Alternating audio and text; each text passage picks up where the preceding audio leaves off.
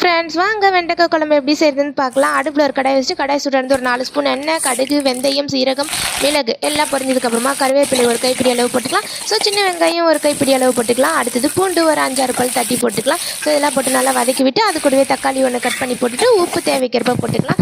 So என்னோட சமையலில் எப்போவுமே கருவேப்பிலை கொஞ்சம் தூக்கலாகவே இருக்கும். நீங்கள் உங்களோட தேவைக்கேற்ப சேர்த்துக்கோங்க. ஸோ வெங்காயம் தக்காளி நல்லா வதங்கினதுக்கப்புறமா வெண்டைக்காவை சேர்த்து நல்லா ஒரு 2-3 நிமிஷம் அந்த எண்ணெயிலே வதக்கி விடலாம். அதுக்கப்புறமா மல்லித்தூள், மிளகாய்த்தூள், கறி மசால், தூள் மசாலாலாம் போட்டு வெண்டைக்காய் கூட நல்லா வதக்கி விடலாம். வதங்கும் போது அடி பிடிக்கிற மாதிரி இருந்துச்சுன்னா கொஞ்சம் ஒரு 2 ஸ்பூன் அளவு தண்ணி ஊற்றிக்கலாம். புளி தண்ணி எக்ஸ்ட்ராவே இருந்துச்சு, ஸோ அதுலேருந்து 2 ஸ்பூன் ஊற்றிக்கிட்டேன்.